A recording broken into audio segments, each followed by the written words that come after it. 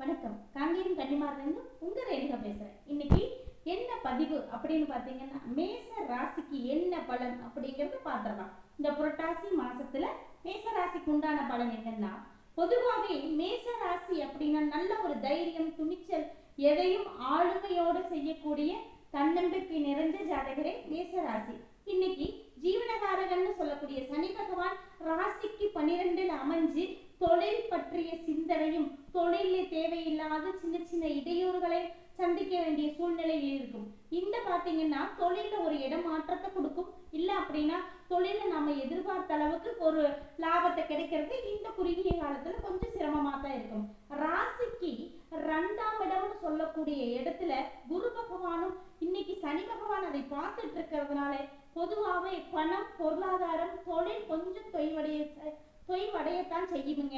பெருசா அதை பத்தி நீங்க கவலை ஒன்றும் பட வேண்டாம். அக்டோபர் 15க்கு மேல ஆல்ரெடி மேச ராசிக்கு உண்டான அதிபதி இதுவரையிலும் பாத்தீங்கன்னா உங்களுக்கு நிறைய யார் கூட எல்லாம் நம்ம பழகிறோமோ அவங்க கூட அவங்களுக்கும் நம்மளுக்கும் நிறைய இடைஞ்சல்களும் இடையூறுகளையும் கொடுத்திருப்பாருங்க.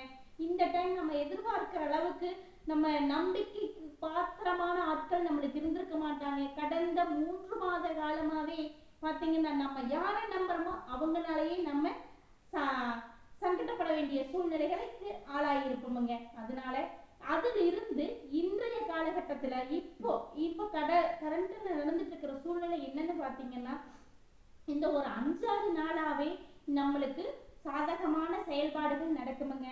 தொழில ஒரு இடமாற்றம் பண்ணிக்கிங்க. படிக்கக்கூடிய குழந்தைகளா இருந்தா படிப்புல நல்ல ஒரு கவனம் செலுத்தணும். இன்னைக்கு ராசிக்கு 3ல குரு பகவான் இருந்து மேச ராசிக்கு பாக்கியாதிபதியா இருக்கிறதுனால படிக்கக்கூடிய குழந்தைகளுக்கு நல்ல ஒரு அறிவும் புத்திசாலித்தனமும் இருக்குமுங்க.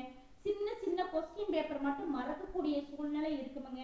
அதை மறக்கிறதை மட்டும் நீங்க கரெக்ட் பண்ணி அதுக்கு உண்டான ஹைகிரீவர் வழிபாடுகள் பண்ணிட்டு வந்தீங்கன்னாலே போதுமுங்க. 2வது மேச ராசியை பொறுத்தளவு இன்னைக்கு பூர்வ புண்ணிய ஸ்தானத்துல 5ஆம் இடத்துல கேது போயிட்டு இருக்கிறதுனால கிட்டத்தட்ட அந்த இடத்துல லக்னத்துக்கு 7ஆம் அதிபதி கடந்து செல்றதுனால குலதெய்வம் பற்றிய சிந்தனைகள், குலதெய்வ வழிபாடு, குலதெய்வத்துக்குள்ள ஒரு சின்ன சின்ன முரண்பாடான கருத்துக்கள், அந்த பங்காளிகள் அவங்கள தொட்டு இருக்கிற இடத்துல சின்ன சின்ன முரண்பாடான கருத்துக்கள் வரக்கூடிய சூழ்நிலை இருக்குமுங்க. சொந்த தொழில் செய்யறவங்களுக்கு பாத்தீங்கன்னா இந்த டைம் இடமாற்றத்தை கொடுக்கும். இல்ல அப்படின்னா நீங்க டீலர்ஷிப் யாரு கூட தொடர்புல தொழில் பண்ணிட்டு இருக்கீங்களோ அவங்களையாவது மாற்றத்தை கொடுக்குமுங்க. மொத்தத்துல இந்த புரட்டாசி மாசம் மேச ராசிக்காரருக்கு மிக சிறப்பா இருக்கக்கூடிய மாசம்தான். நீங்க வழிபட வேண்டியது என்ன பண்ணலாம் அப்படின்னா, நீங்க புதன்கிழமை தோறும் திருச்செங்கோட்டில் இருக்கிற அர்த்தநாரீஸ்வரர் வழிபாடு பண்ணிட்டு வந்தீங்கன்னா உங்களுக்கு அர்த்தநாரீஸ்வரர் கோவில்ல போய் நீங்க புதன்கிழமை அன்னைக்கு மத்தியானம் உச்சிகால பூஜை இந்த பூஜையை தரிசனம் பண்ணிட்டு வரும்போது உங்களுக்கு மிக சிறப்பாகவும் நல்ல ஒரு வளர்ச்சியாகவும் இருக்குமுங்க. அடுத்த வீடியோல சந்திக்கும் வரை உங்களிடமிருந்து விடைபெறுவது உங்கள் ரேணுகா. வணக்கம். வாழ்க வளமுடன்.